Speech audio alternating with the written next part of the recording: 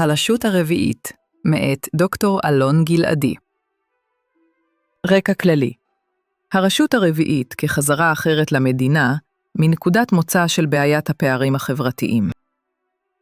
The fourth authority is not an institution that actually exists in the modern state, although it can be argued that its roots are found in a scattered or undefined manner in one way or another, both in the conceptual framework and in the practical framework of the democratic liberal state and/or contemporary civil society. It is not surprising that he who is considered the father of modern state theory required an ancient model of a social authority, when he argued that only a successful and balanced internal combination between the three classic regimes, namely that of the prince, the nobility, and the people, can lead to a stable regime which will successfully withstand the internal and external forces standing against it. Such a combination was successfully implemented, according to Machiavelli, in Athens, and especially in ancient Rome, when it established itself as a republic on the verge of conquering the Western world in the institutions of the consulate and the Senate from the patrician side,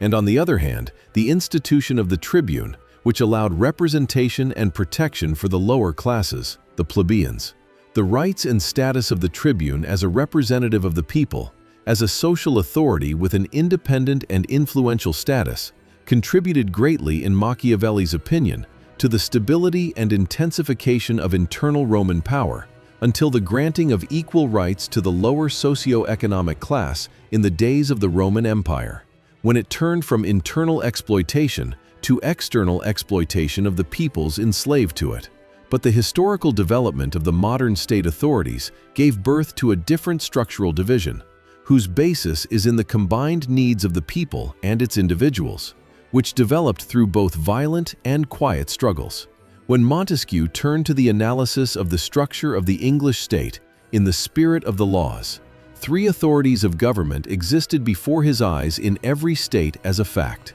the legislative authority, the executive authority regarding matters related to the law of nations, and the judicial authority, which performs matters related to civil law. Liberalism, as a rational theory derived from the Enlightenment, directed conceptual attention from the collective to the individual standing at the center. From considerations of general stability, which stood at the base of absolutism, attention was now directed to one central word: liberty, the political liberty of the individual. This focus stood at the base of Montesquieu's explanation for the need for separation of powers in those states based on political liberty, like England. Montesquieu argued that in a situation where the three authorities are in the hands of the same person, there is no liberty, since there is reason to fear the enactment of tyrannical laws for the purpose of executing them in a tyrannical way, whether this is carried out by the prince or the nobility or the people. This claim of his was also accepted by the central thinkers of American democracy,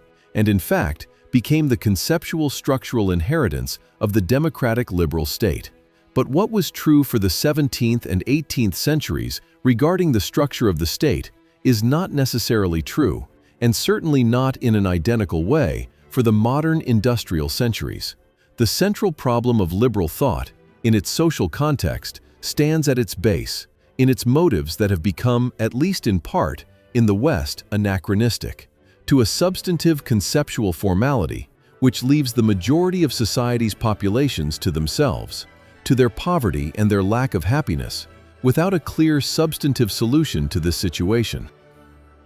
Since original liberalism dealt mainly with the struggle against the suppression of political liberty in the face of absolutism, the concentration on the individual, which became more and more absolute, utilitarian, and cold, left the ground for the takeover of interest and the will to power over his outlook and conduct, leading to the existence of a severe injustice, but of a different type. From dealing with substance, the natural justice at the base of this view became more and more formal, and this against the background of population expansion, industrialization, the development of technology, mass communication, and the increasing control of the wealthy few over the needs of the individual and the information transmitted to him, as well as in the staffing and influence on the state authorities, especially in the global era. The old ruling establishment was replaced by a new type of elite. Instead of a landed aristocracy and a decadent clergy, a godless aristocracy of wealth, which is increasing in its power and influence and decreasing in its numbers, certainly in a relative way from generation to generation. Instead of balanced representation for the entire people, for the aristocracy of wealth, and for the elected prince, the checks and balances became weaker as the institutions and the means to enter them were manned by the wealthy and their heirs. Now another tyranny arose, quiet and secure, seemingly free, seemingly enlightened, but in practice one that maintains and intensifies social gaps and the state of poverty, taking its profits by employing the mass that is thirsty for work under low conditions, restricting its power to organize in its professional unions, halting the development of the middle class, which might threaten its components through giant corporations and impossible taxation, and granting unequal opportunity, at whose base is a prominent preference for its sons, free initiative for the rich, freedom of opinion for the wealthy, bread, amusements, and a simulated self-autonomy for all the rest. The poor man indeed receives equal formal treatment before the law and at the ballot box, but substantially different in a prominent way within the walls of the legislature, with the government, and with the judicial authority, which are composed of or influenced by or led by the elite of wealth. The citizen may have been born free and was even seemingly released from most of his political shackles in the face of the state, but he is now bound in transparent chains to the protected rules of the aristocracy of civil society. The debate on the question of social gaps in the modern state has focused so far, among other things, on two aspects. On one hand, on considerations of priority between an emphasis on aspects of liberty versus aspects of equality in relation to the role and functioning of the state, in the face of or in cooperation with civil society, including the free socio-economic market. On the other hand, on arguments from the direction of siding with and even supporting the existence of significant social gaps, or coming to terms with their existence as a problem from which there is no escape under certain conditions or corrections, or as a situation that should not be seen as a problem, but perhaps as a necessary catalyst for competition and progress. Within the framework of the debate of the first type, the various thinkers referred to the state in a fairly similar gradual or applied structural way. The differences in approaches were mainly in relation to the role of the state, and not in relation to its essence as such. A change in this trend appeared in a hesitant way when to the traditional debate between pluralistic and Marxist approaches regarding their various developments,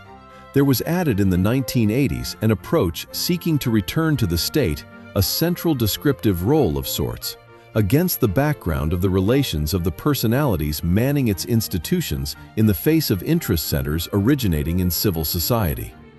If, according to classical theories, the state constituted a ground for exploitation by one class or another, or a ground for a struggle between interest groups, it is now argued that under certain conditions, states may behave as independent actors out of internal considerations, resulting from the essence of the roles of the office holders in the state. Another approach, the new institutionalism, sought to emphasize the state as an autonomous entity with its own interests, which are not necessarily a reflection of the power relations in civil society. This approach, which developed starting from the 1980s, seeks to bring the state back in to the center of the descriptive analytical stage, based on the claim that states, as a collection of institutions and as a complex of office holders, are capable of formulating and promoting goals that do not originate from the simple sum of the demands of interest groups or social classes. According to this view, the state is not merely a neutral arena for struggles or a tool in the hands of the ruling class, but an actor with state autonomy. This autonomy allows the state to lead processes of change and to design social and economic policy out of a systemic internal view of the public good,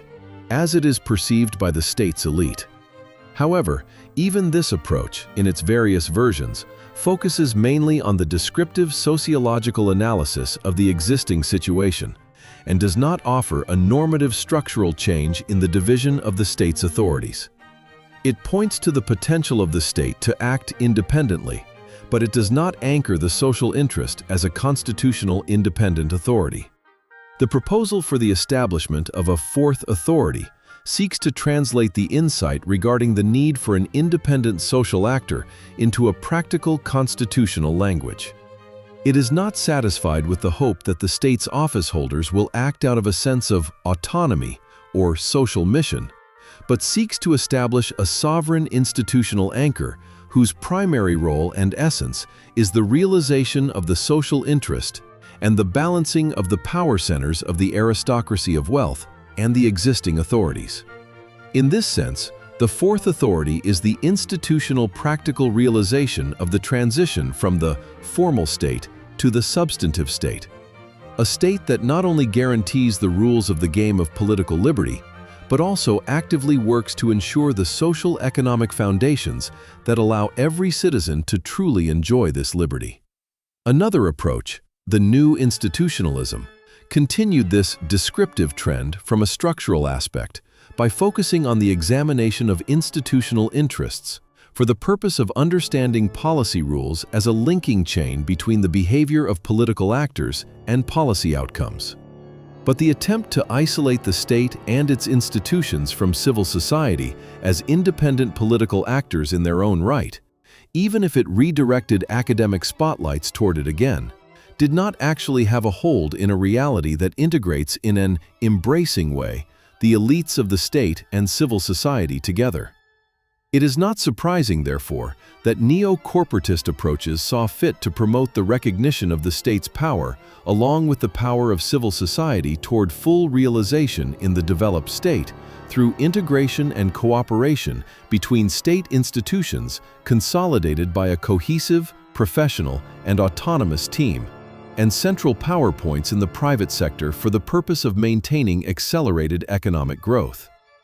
However, in the attempts at a different approach toward the state, as well as the middle ground attempts between pluralistic and Marxist approaches within the framework of a similar interpretation of the state structure, and a different one regarding its role, there was not enough to solve the issue of social gaps in a clear and serious way. Not only because some of them did not address it at their core, but because they did not have enough to neutralize the self-interested influence of the wealthy on the state. The debate of the second type, that is, regarding the very problematic nature of social gaps or the coming to terms with them, characterizes the period of neoliberal dominance of the mid to late 20th century and the globalization of the early 2000s. In the introductory chapter, I will address several examples of possible arguments of this type, since, for the purposes of this work, without addressing the debate regarding the factual truth of the claims in question, it is sufficient for me to show that there are significant counter-arguments to claims of this type, just as I showed that there are significant factual data regarding the expansion of social gaps in Western society in recent years. And this is due to the work's focus on the liberal conceptual aspects that justify the establishment of the fourth authority, as well as on practical arguments regarding the ability for its gradual establishment within the framework of the democratic liberal regime. First, it should be noted that the argument regarding the absolute standard of living seems problematic to me as a yardstick for this issue. In an extreme case, it could be argued, for example, that a person living in the 18th century lived in a standard of living immeasurably better than that of the prehistoric man. He did not live in caves or on trees. He had food sources immeasurably more accessible than those of the prehistoric man. The level of personal security of the lower classes was infinitely higher than that of the prehistoric aristocracy. And so too were the medical means and capabilities, and of course his life expectancy was much higher. These things are also true, in a less extreme manner of course, for periods closer to the 18th century in human history. For the physical and psychological needs of man change from period to period. But his desire to change and improve his life is what characterizes him and his spiritual and material achievements, a phenomenon which is, in my opinion, the inheritance of nature as a whole. From the fact that the absolute conditions of man have improved, it does not follow at all that man should stop struggling to improve his life, their quality, and their utilization toward the personal happiness of the general public as much as possible, as distinguished from the labor of the many for the existence of the happiness of the few. Nor does it follow from this that man maintains his autonomy of self-will even if the envelope of his life has improved in an absolute manner. From all this, it seems to me that the argument is refutable. But beyond this, from the factual direction, it can be said that we are now living at the height of the global era in its neoliberal capitalist sense, as well as on the margins of the welfare state period, meaning national institutions such as Social Security, pensions, and health insurance still exist but are disappearing. With the disappearance of the welfare state, it can be factually argued that we are proudly marching toward a reality in which hunger and soup kitchens are returning to the center of the stage even now, as well as a focus on extinguishing social fires not through the state, but through philanthropic occupations of the socio-civil society type. The Marxist arguments regarding technological progress that requires fewer and fewer workers, together with the shrinking of the state and its responsibility for this matter, encountered in the past middle ground approaches which moderated their conclusions, such as gradual socialist or social democratic arguments which sought to deal with the problem of social gaps within the democratic framework, not in an extreme Marxist way. But today, with the weakening to the point of disappearance of these softening approaches from the direction of equality, together with the global factor that allows the owners of the means of production to produce their wares outside the borders of the mother state, where wages are even lower, and thereby remove more and more populations from the employment cycle, it seems that it is not unreasonable to argue that into this conceptual and practical vacuum, a softening approach must enter, lest other approaches enter which will lead to instability. For the modern amusements of leisure time will not forever provide the dose of slumber required to quiet those who have not. A possible argument of a different type, justifying the existence of gaps and even significant gaps, is that they serve as a catalyst for the individual's struggle to improve his life conditions through competition in the free market, which thus also allows for the improvement of general life conditions and technology. The response to this claim is, first, that competition in the field of the free market does not have to assume significant social gaps, let alone extreme ones, as distinguished from reasonable gaps resulting from the very variance between human beings, and thereby in practice, most of the population will be forced to spend most of their lives in survival efforts to maintain basic conditions, that is, shelter, food, etc., and thus will not be able to clear time for real material progress, and especially from my perspective, for conceptual autonomous progress, let alone the possibility for civil participation or political community influence, which is in practice impossible for them. Those few who succeed in moving out of the lower classes toward the higher classes apparently undergo a process of maturation or filtering during the difficult competitive struggle in the capitalist market, which turns them into part of the system, devoid of any conceptual and practical power to change in a comprehensive way the problem of social gaps. The factor of envy and competition will exist even in the case of lesser gaps, but it will be expressed in the competition of more people, in more equal opportunity, in conditions that are beyond the basic conditions, let alone in the expansion of the possibility of influence and clearing time for matters that are beyond the economic market. In the absence of minimum conditions that allow for minimal autonomy and the possibility for equal opportunity, the possibility of real competition for most of the population is cancelled. And in any case, the general competition in the market also results in a significant social loss. Another argument within this framework may be that the state should focus on caring for the weakest population in society from a socio-economic standpoint, within the framework of the existing structural situation. This care will be carried out through the executive authority and its institutions, perhaps accompanied by certain constitutional changes, For example, as in the words of Rawls in the clarification of the second principle, regarding those who are the least advantaged, while allowing a parallel possibility of free initiative and interference-free competition. Meaning that from the state's perspective, nothing should be done toward a general solution for inequality, which might throw the baby out with the bathwater, at least from the aspects of the liberty and stability of the free Western society. The inherent contradiction between substantive equality and substantive liberty, at least for reasons of utility and budgetary possibilities, as well as for reasons of justice, requires action from within the existing executive authority with necessary changes, and not a dramatic change like the one proposed here. This action will focus on creating equal opportunities or additional opportunities and minimum conditions for the weakest population only for existence and for the possibility of exiting the cycle of poverty. This exit will be dependent on skills and motivation, and in parallel will allow for the continued free action of the strong population, which brings a blessing to the market as a whole. As for the socio-economically middle population, beyond the inherent need for the existence of a mediating class for the stability of society,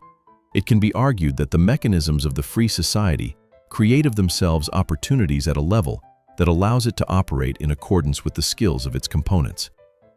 This action is possible through free initiative, competition, risk, struggle, correct management, motivation, and more, which spur personal achievement and, through it, general utility. These mechanisms are sufficient, even if, and perhaps precisely because, these possibilities are limited from the start compared to those of the upper-class people. Hence, there is no place for a systemic solution of the fourth authority's type regarding all gaps in society, but perhaps effort should be made to improve the existing. In response to this argument, it can be noted in an integrated manner as follows. First, it should be noted from a general perspective that the fourth authority does not come to cancel the operation of the free market with the initiative and free competition in it, but to allow as many as possible to join real free competition and to live autonomous, creative, and community lives alike. From the data found in this work and its assumptions, the market by itself alone does not create conditions of equal opportunity. This problem is also true regarding the people of the middle class, for this is by definition becoming weaker, while the remaining upper class, which is thin in participants, certainly in a relative way, is growing stronger and taking over the cake of the economy's resources. Within the framework of the state's action to outline minimum conditions and equality of opportunities, a distinction must therefore be made between a different conduct toward the weakest population and toward the weak middle population, and the avoidance of ignoring one of the two. The principle of equality of opportunities cannot be channeled by definition to such or such population only, as distinguished from different emphases during action, dependent on actual abilities and needs. Any other determination would be contrary to this principle itself, as well as to liberty and free competition, which are supposed to be the lot of the general public, and which equality of opportunities and minimum conditions seek to anchor. From a practical standpoint, it can be argued that ignoring the middle class in its various shades in such a reality is liable to leave the situation as it is, if not actually bring about further deterioration. Beyond this, an attempt to distinguish between the classes, parts of which are in a parallel or similar status, is likely to create a practical problem that will arouse unease and conceptual and applicative difficulty. This, as mentioned, as distinguished from a comprehensive policy in which emphases and preferences can be given according to general criteria regarding benefits and their rate, and the examination of each case on its own merits. Furthermore, in a given reality in which a high-class thin in participants rules in the various layers of government, there is a chance that is more than reasonable that action consisting only of help for the weakest will be channeled in practice by the dominant factors in the allocation of resources in a way that will not create competition for the high class. It is reasonable, in my view, that the influence of the socio-economically elitist class will, in an inherent way, not encourage a massive entry of new participants into real competition over the cake, for this is liable to endanger their large and expanding share. According to this claim, by the nature of things, such or another ruling class seeks to leave its status and intensify it, as is the almost natural tendency of almost every ruler who has accumulated much power. There is no contradiction in this to specific actions for the help of certain weak people, which allows the philanthropist to be portrayed as generous and to prevent instability, but on the other hand, to leave as it is in a comprehensive socio-systemic way the state of social gaps, the lack of substantive equality of opportunity that exists, its perpetuation as well as its deepening. From a structural standpoint, it can be argued that the outlining of a solution such as this of help for the weakest only, through a constitutional instruction from the direction of substantive equality for the functioning of the executive authority and its existing institutions, is likely in a conceptual practical way to turn out to be problematic.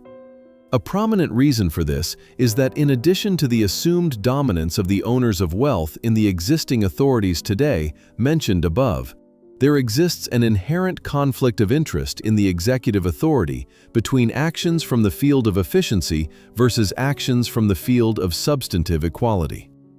Thus, for example, it can be argued that the struggle within the executive authority itself between the proponents of efficiency and the neoliberal approaches, who control most of the resources, and the demands for the implementation of substantive equality, is likely to be decided even before it has begun.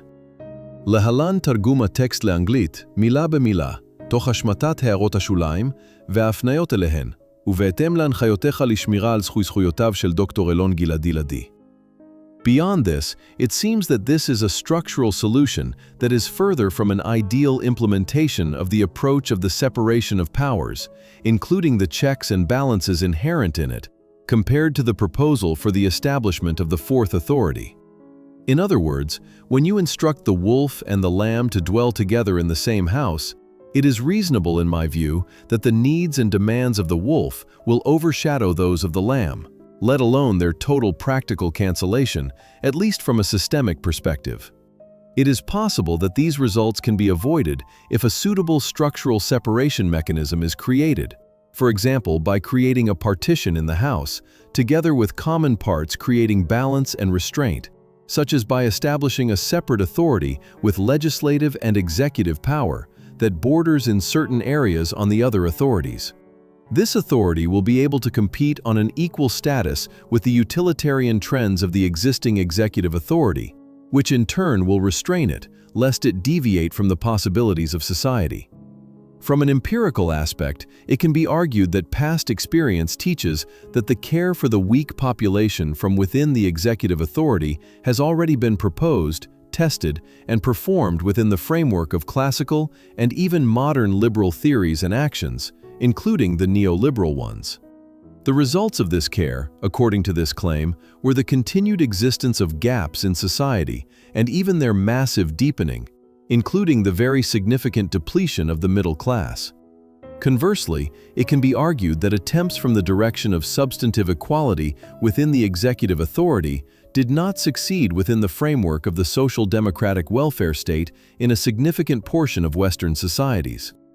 In any case, at least according to the data and assumptions of this work, it can be assumed that the institutions currently entrusted with welfare in the existing authorities have not proven themselves so far by themselves in the issue of outlining social security, including minimum conditions and equal opportunity.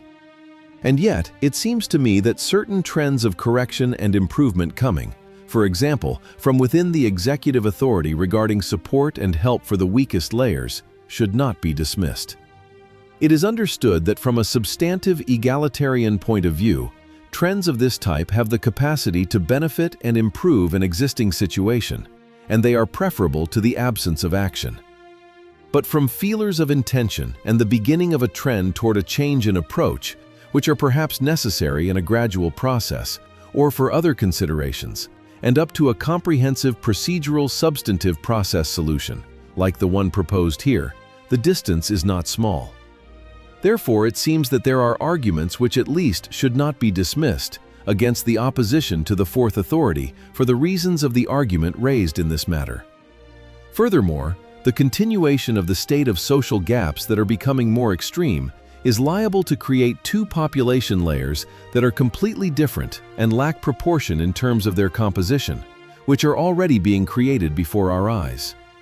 The one is educated, lives in health conditions that are absolutely immeasurably better than the other, controls and influences all areas of life, and the second, which is growing, lives in immeasurably low life conditions and cannot in a real way be released from them when the means of production, including the production of leisure, are controlled by the minority supported in this also by the state, whose officials and elected representatives are influenced by it. A state that seeks to shrink its social influence more and more. This situation, beyond the injustice in it, constitutes, in the absence of a solution, a clear recipe on the way to instability, and this is to say the least. In this aspect, it is appropriate to address another argument from the democratic direction, according to which the situation described in this work can be changed in a democratic way, within the existing regime, by electing leadership from that same poor majority which will propose a different approach to the existing one, and hence there is no need for that same drastic change in the structure of the state examined in this work. If there is no political force leading to the change of the situation described above, then it is the democratic will of the majority which should not be changed by means as claimed in this work. Beyond what was said above regarding the maturation bourgeoisification of the influential people whose origin was in the weak layers, I believe that this is a problematic argument, because first, the factual assumption is that so far the factual situation in Western countries, after the disappearance of the welfare state, is one of a severe expansion of social gaps. If an assumption exists that this is a continuous problematic factual situation in the democratic society, then a reasonable argument from a liberal democratic direction, for example, pluralistic, is that it requires a solution different from the tools offered by that same society which has failed so far in dealing with it. In addition, it is most important to return and emphasize that the establishment of the fourth authority is examined within the framework of the democratic liberal society, and its acceptance will be done through democratic persuasion and not through a proletarian or other revolution. It is not enough that a leader who grew from the poor majority be elected, but he needs to propose a certain and clear way for the purpose of changing the existing social situation. In the absence of such a way, and in a reality where the owners of wealth control and influence all layers of government, the political, the legal, and the economic business in the shrinking state, it is reasonable to assume that those same phenomena will continue of the rise of labor leaders, or people from transit camps, or poverty neighborhoods, or former development towns to power and their transformation during their political maturation into owners of wealth themselves or into the people of the owners of wealth, and the examples for this are spread across all Western countries one by one.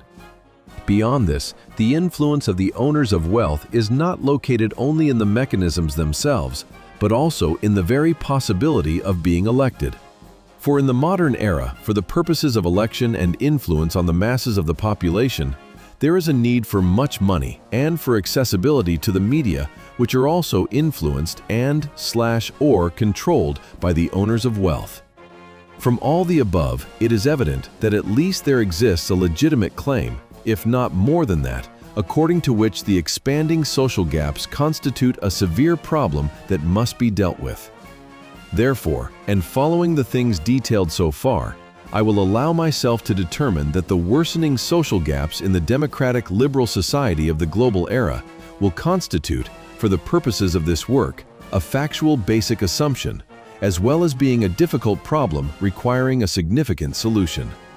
The fourth authority will be examined in this work as a development within the framework of the democratic liberal state, as an adaptation or a structural, historical, procedural substantive response to the issue of the expansion of social gaps against the background of the conceptual practical change in Western countries in the global era. In this work, I will argue that the true return to the state will be in drawing conclusions from the failure of the results of the fabric of relations between the state as it is and civil society, which is also subject to change and is not a non-changing factor regarding the issue of social gaps. Through the fourth authority, I will seek to enter this conceptual vacuum, this difficult reality of social gaps, and to allow a different solution to the discussed problem in a clear and new, yet developmental conceptual, thought-practical, and universal way regarding the structure of the modern state. This development does not come to uproot the blessed foundations of freedom in the liberal democratic society, but to create a developmental structural balance to the takeover by a few, in the name of values of profit and interest, of the institutions of government and civil society, which was also envisioned and opposed by the central thinkers of the liberal view itself. הרשות הרביעית במדינה הדמוקרטית-ליברלית, כהצעה מנקודת מוצא של הקונפליקט המחריף והבלתי פתור בין יסודותיה הליברליים והדמוקרטיים של המדינה המערבית, בעידן של טכנולוגיה מתקדמת ופערים חברתיים. The matter of the fourth authority will be examined in this work within the framework of the most dominant regime today, that is, the Western regime, or, in other words, the free democratic. The main part of my interest is not in the issues of the definition of free democracy as such, and the differences between its participatory or pluralistic form, ethnic or other, but in a reference from a definitional operational point of view to its general universal foundations, which stem from its very basic essence. The accepted reference to democracy sees it as a form of government in which general internal conflicts are resolved through the decision of the majority and its representatives, while maintaining basic general civil rights such as freedom and equality of voting, freedom of expression, protection of privacy, freedom of occupation through private initiative, etc. And yet, this reference's interest is in emphases mainly from a liberal direction, and it requires completion from the very basic essence of democracy as the rule of the people, let alone representative democracy, that is, from the direction of substantive equality, equality of opportunities, minimal autonomous existence conditions, etc., in a way that will not uproot the substantive components of democracy in its liberal aspects. The need for this completion is revealed from the thought-practical development of the view regarding the essence of liberal democracy, as will be clarified below in a general way and in a specific way in the work itself. The debate regarding the desired type of regime between the rule of the people, the nobility, or the prince as sovereign, which occurs more rarely today, if at all, was among the focuses of interest of the thinkers of classical liberalism, and not without reason.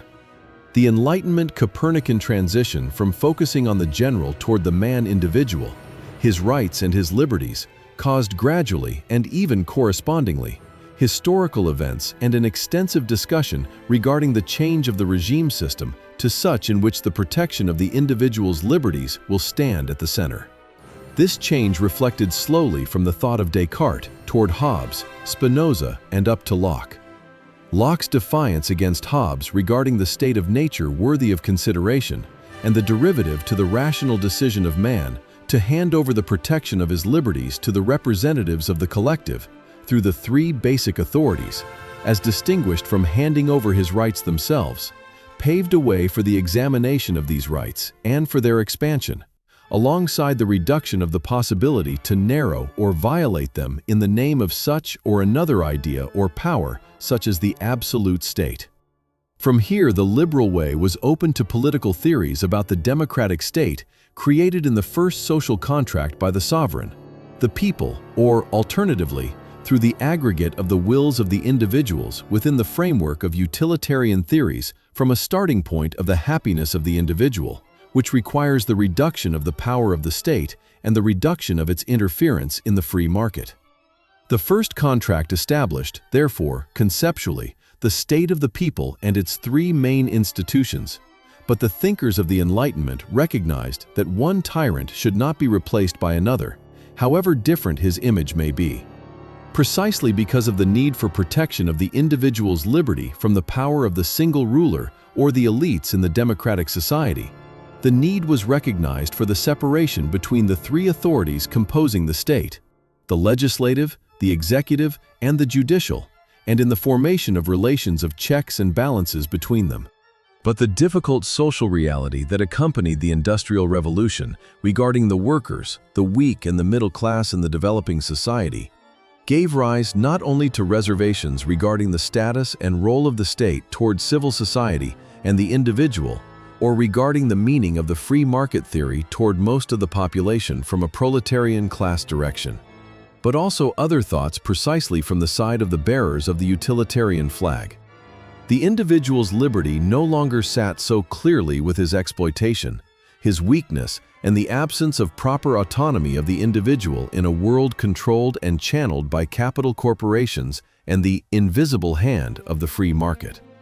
The conceptual and practical contradiction between the principle of non-intervention and the principle of protection of the individual received its expression in historical economic theories regarding the struggle between the owner of capital and the worker over control of the means of production, and in the emphasis on the intervening role of the state, at least in the stage of correction. But almost in parallel, this problem also caused signs of a different insight from a moderate liberal direction, according to which, for example, it is appropriate to care for certain minimum conditions for the individual, such as free compulsory education, help for the poor on behalf of the state by the Board for Help to the Poor, for the purpose of at least a minimal realization of his liberty happiness, for the purpose of providing minimum conditions by the state for the sake of the existence of liberty, and as long as it does not suppress it.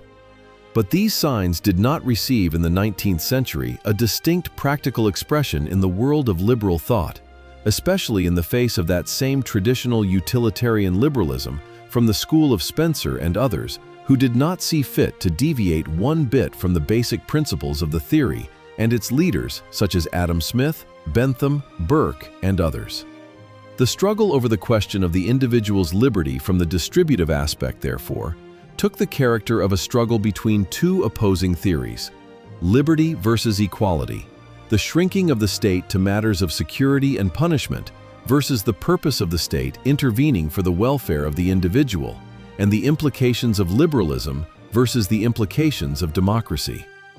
The deliberation and the struggles derived from the disadvantages of the classical theories in the face of the emerging reality actually shaped not only the failing path of the people's dictatorships, but also, and for our purpose mainly, the path of the free democratic state.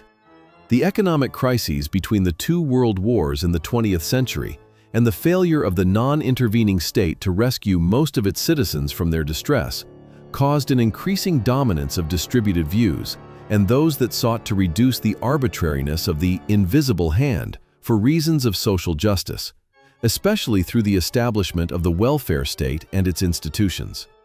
Liberalism took a different form called neoliberalism, within which it did not move from its position regarding the shrinking of the state in its relations with the individual, but advocated moderate intervention, for example, in providing regulations in the labor market, including vocational training, etc. With the failure of the communist bloc and the great enrichment of the West against the background of the accelerated technological development of the 70s and 80s, neoliberalism directed, out of a sense of apparent victory, its arrows against the last apparent stronghold of resource allocation for purposes of social justice within the framework of the free democracy, against the welfare state, and demanded pointedly its cancellation. The conceptual and practical response to these trends was and is generally meager, or at least was not felt in a distinct, applied manner. And yet, alongside the tendency of other scholars toward reconciliation with reality as it is, perhaps with the addition of specific corrections, proposals for various legal corrections began to emerge, for an intra-systemic erosion of the liberal sacred cows through a change in the interpretive approach to basic liberal terms, such as property as a bundle of rights versus the accepted owner's arbitrariness, or the new property, or property from aspects of personality versus traditional private property. Likewise, philosophical, conceptual, and practical proposals alike began to be raised, which discussed, in fact, out of an understanding of the injustice in the forming situation and the dangers inherent in it, the erosion of the rules of neoliberalism and the establishment of a new second social contract, which would be founded on those same injured liberal principles of the protection of the individual through corrective rules of justice, or through a corrective thesis from the Marxist tradition, which places emphasis, contrary to Marx, on the liberty of the individual out of a historical conceptual claim, according to which there may be a place for communism, but not in a proletarian revolution, but in a gradual manner, mainly through reason and communicative development, as a kind of second Gutenberg revolution, quiet and slow. Not for nothing did ideas even begin to be heard regarding the contradiction between the new neoliberalism and democracy itself. Indeed, at its base, modern democracy is a product of liberal views, and the preservation of liberty is a product of democracy. But the development of modern society, the mass democracy on one hand, and an era of accelerated technology alongside the intensification of the power of economic bodies rich in capital on the other, contributed to the fact that not a few see in the increase of the power and influence of the owners of wealth a linear equation for the reduction of individual rights, when the needs and development of most of the population do not stand in line with the needs of the minority owners of wealth, who have a decisive influence on the focuses of power and influence in the liberal democratic state. In place of the state whose leaders are driven by considerations of violence, the heads of civil society, corporations, operating from considerations of profit, have in practice taken over. The proposal at the base of this work comes into that same conceptual practical void created against the background of the contradiction between the positive results of neoliberalism, including accelerated technological development and the possibility for relative freedom of thought, and the anti-democratic implications from the side of equality, that is, the deepening of gaps in society and the decisive depletion of the lower and middle classes within society, as well as the deepening of gaps versus the weak and backward nations outside the democratic liberal state. This vacuum was created, among other things, because the central theory which was proposed for the solution of these inherent problems in capitalism failed in a practical way, and no serious and clear replacement has arisen for it.